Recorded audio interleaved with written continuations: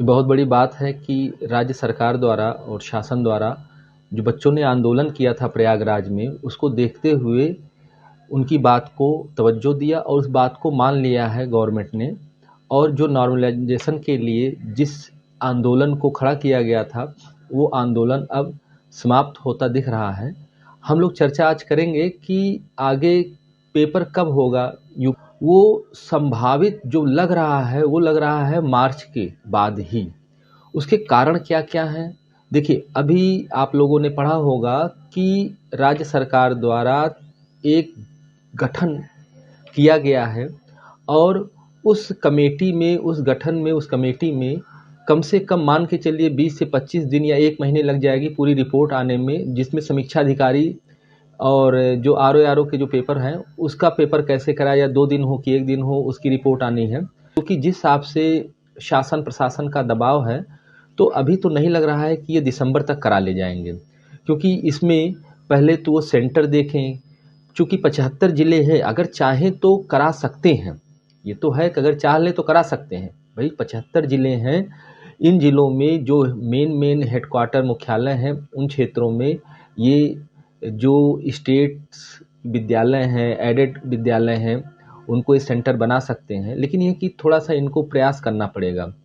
आगे परीक्षाएँ हुई भी हैं, आपने देखा भी रहा होगा कि जैसे जब चैलेंज आया यूपीपी पर, तो यूपीपी की परीक्षा इन्होंने कराई और बहुत साफ-सुथरी कराई बाद में। लेकिन चूँकि गवर्नमेंट के पास चैलेंज भी हैं, अभी इधर आप देखेंगे दिसंबर से ही इलाहाबाद में ही महाकुंभ लग रहा है, उसकी भी शासन उस पे भी फोकस कर रहा है।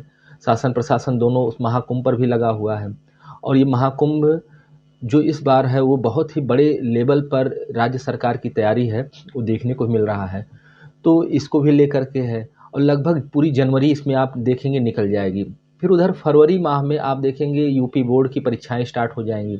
इसी दौरान ही आपने देखा होगा कि उत्तर प्रदेश शिक्षा सेवा चयन आयोग जो है, उसने भी अपने कुछ डेट डिसाइड कर दी हैं और सेंटर के लिए जिला अधिकारी को भी भेज दिया गया है कि उन्हें सेंटर दिए जाएं, क्योंकि इनको दिसंबर जनवरी में ये पेपर कराने हैं। 4 साल 5 साल से पेपर पेंडिंग पड़े हुए हैं, उसको भी कराना है। और फिर जनवरी में आपने देखा कि टोटल जो इधर महाकुंभ जैसी चीज़ें हैं उस पे फोकस है। फरवरी में आप देखेंगे कि यहाँ पर जो यूपी बोर्ड का पेपर हो रहा है उस पे फोकस है।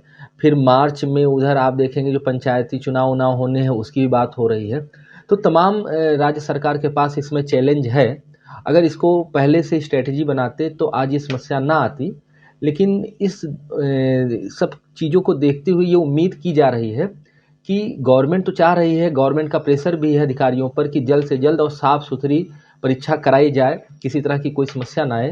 लेकिन जो अनुमान अभी तक लगा है, इससे यही लग पा रहा है कि ये पेपर मार्च के बाद ही जाने की पूरी संभावना दिख रही है। बाकी अगर दिसंबर में करा ले जाते हैं तो बहुत अच्छी बात है, एक चैलेंज होगा और एक उदाहरण भी होगा कि इतने कम टाइम में इतने अच्छे से पेपर करा लेना। फिलहाल आप लोग अपनी तैयारी बना के रखे रहिए और पेपर इधर अब लगातार होंगे, क्योंकि गवर्नमेंट का पूरी तरह से दबाव है और अभी कुछ बैठक भी हुई जिसमें भी अधिकारियों पर प्रेशर पड़ा है। तो संभावना यही है कि मार्च के आसपास ही आपके पेपर होंगे और 1 महीना तो भी लग जाएगा आपका। इसका जो कमेटी गठित की गई है आर ओ के लिए, उसका जो रिजल्ट आएगा उस पर फिर आगे क्या चर्चा होती है।